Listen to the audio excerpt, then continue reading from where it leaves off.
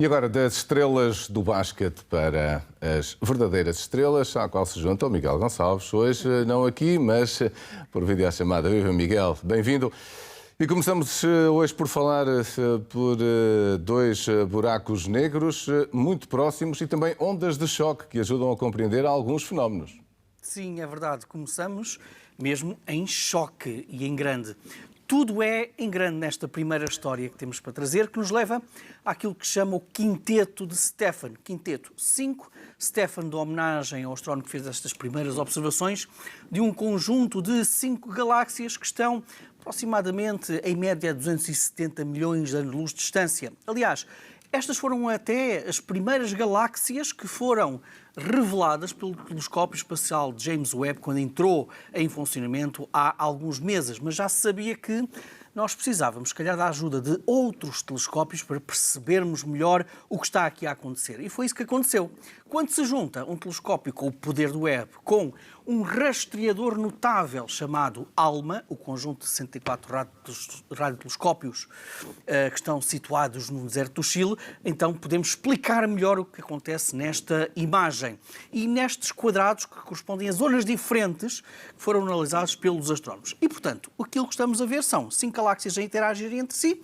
Quando temos interação de galáxias, aquilo que nós vemos noutros locais do universo é a formação de estrelas, uma formação furiosa de estrelas, porque há colisão de gás, há colapso gravitacional de nuvens de hidrogênio, porque as estrelas, no fundo, nascem precisamente do colapso gravitacional de nuvens de hidrogênio molecular.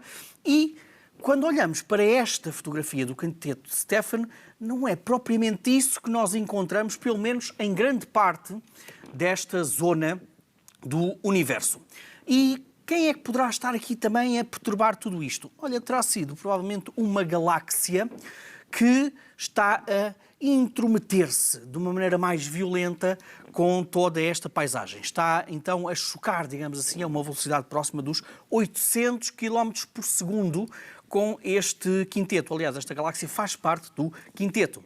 Mas mais interessante do que isso, está a colidir com aquilo que parece ser um grande fluxo de gás que anda ali no meio das galáxias e que terá sido o resultado precisamente do choque entre as várias galáxias. Ora, o que os astrónomos observam, e aqui chamamos o ALMA, porque o ALMA são radiotelescópios notáveis para rastrear precisamente o hidrogênio molecular, o que eles reparam é que existe, devido a esta ação desta galáxia, uma espécie de reciclagem destas nuvens de hidrogênio, uma reciclagem também na própria temperatura destas nuvens de hidrogênio, o que faz com que em algumas zonas isto arrefeça muito e noutras aqueça. Aliás, este choque desta pequena galáxia com as outras está a criar uma onda de choque, imagina tu, Daniel, várias vezes maior do que o tamanho da nossa própria Via Láctea. Portanto, é mesmo tudo em grande.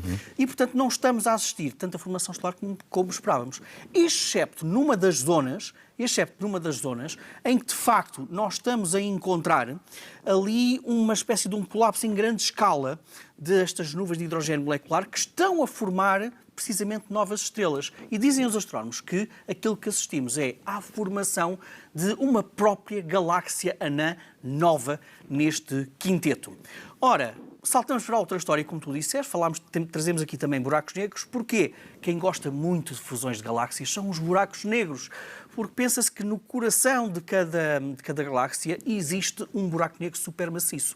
E quando ocorrem as fusões de galáxias, há também um movimento de aproximação destes buracos negros e de fusão destes buracos negros.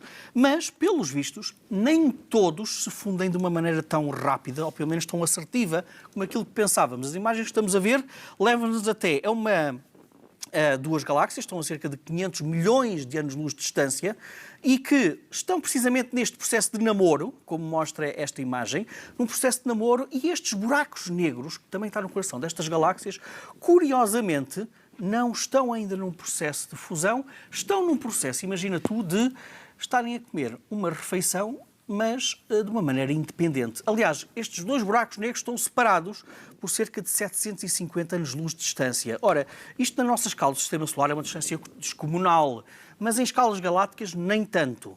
E, portanto, aqui, em vez de nós termos, para já, um fenómeno de fusão dos dois buracos negros, não. Temos cada um, digamos assim, na sua divisão, a comer, olha, os restos, precisamente, da fusão das suas galáxias, e é uma refeição, obviamente, dantesca, mas porquê é que estes estudos são importantes? Porque a fusão das galáxias é dos eventos mais comuns no universo. Eram muito mais comuns no universo primitivo, no universo quando o universo era mais pequenininho, mais ancestral, mas continuamos a ver este tipo de fenómenos. Aliás, a nossa própria Via Láctea está num processo de fusão de uma galáxia anã e também sabemos que daqui a 4,6 mil milhões de anos, bom, mais ano, menos ano, a própria galáxia de Andrómeda e a nossa Via Láctea também vão entrar num processo de fusão. Portanto, estes estudos são sempre interessantes para vermos também o que será o futuro da nossa própria galáxia.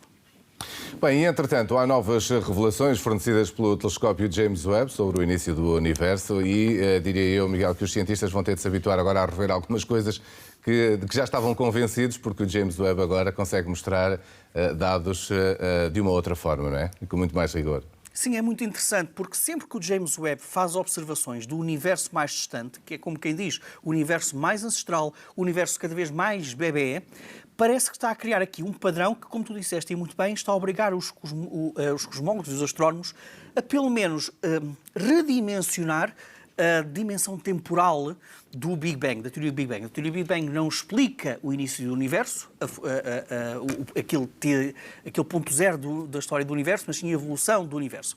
Ora, as imagens que nós estamos a ver levam-nos para um primeiro estudo que analisou um conjunto de galáxias muito antigas, portanto, um universo muito ancestral, 850 galáxias com cerca de 11, 13 mil milhões de anos. Portanto, o universo tinha pouco mais de 2 mil milhões de anos quando estas galáxias, aliás, se formaram.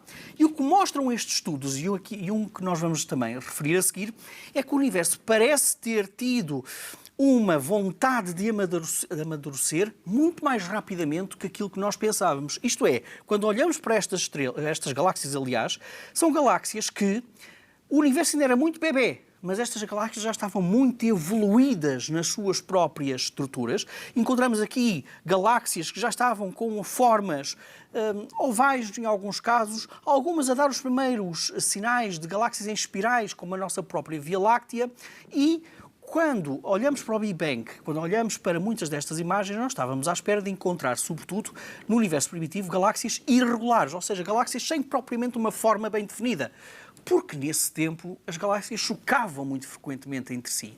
Ora, estas observações do Webb dizem-nos que, não, nós conseguimos já ver no universo muito primitivo, quando o universo era muito bebê, galáxias que já têm um grau de maturidade muito mais avançado daquilo que nós estávamos à espera. E isto é complementar com outro estudo, também do James Webb, que nos mostra que se foca, sobretudo, em galáxias espirais como a nossa Via Láctea, ou seja, que tem autênticos braços a saírem do centro da galáxia. E numa estrutura muito específica de algumas destas galáxias espirais. São estas imagens que nós estamos a ver. O telescópio espacial Hubble, quando olhou para estas galáxias que estamos a ver, viu sobretudo um borrão. Não era possível ver propriamente as estruturas destas galáxias. É aqui que entra o James Webb e com o seu poder inacreditável. Ele olhou para estas galáxias espirais do início do universo e já encontrou no centro uma espécie de uma barra. É uma zona muito mais densa de estrelas, de matéria, que encontramos precisamente na zona central das galáxias espirais. A nossa própria galáxia da Via Láctea apresenta essa barra e dizem os nossos modelos da evolução deste tipo de galáxias que estas barras demoram muito mais tempo a se formarem. Não são das primeiras estruturas que são formadas numa galáxia espiral. Necessitam de tempo. Ora bem, o James Webb aqui diz-nos, mais uma vez, que não. Estas barras já estavam presentes quando o universo era muito jovem. E, portanto, temos que perceber o que é que leva a esta aceleração, esta maturação muito mais apressada, digamos assim, das próprias estruturas galácticas do universo. E as barras são fundamentais para nós também percebermos como é que crescem as zonas nucleares das galáxias.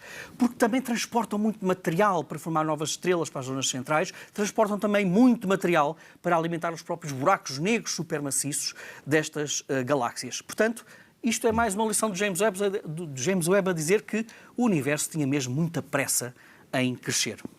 Muito bem, e agora para terminarmos, uma viagem à vela, mas com ventos solares. É isso, não é? É verdade, olha, é a primeira vela solar da Europa. Os Estados Unidos já tiveram, nomeadamente com a Sociedade Planetária, já tiveram um projeto parecido. E estamos a falar de uma vela solar com cerca de 73 metros quadrados. E como tu dizes muito bem, à semelhança dos nossos veleiros que aproveitam o vento para se moverem, estas velas gigantescas aproveitam os fotões, a energia do Sol a embater nestas velas enormes, também para se poderem movimentar e de uma maneira muito acelerada. Esta experiência que foi lançada, foi feita a cargo da empresa Gamma, empresa francesa, que prevê utilizar este tipo de tecnologia para fazer reentradas mais seguras na atmosfera de satélites, mas têm projetos mais ambiciosos. Querem utilizar estas velas solares em combinação com propulsão fotónica para poder desenhar missões a planetas, a luas, para, desta maneira também, utilizarmos um tipo de propulsão que é contínua, obviamente, muito mais amiga do ambiente e também que vai ser preciosa nestas missões entre planetas. Aliás, esta empresa já tem previsto uma missão em 2025 para Vênus, aliás, para Vênus em 2026.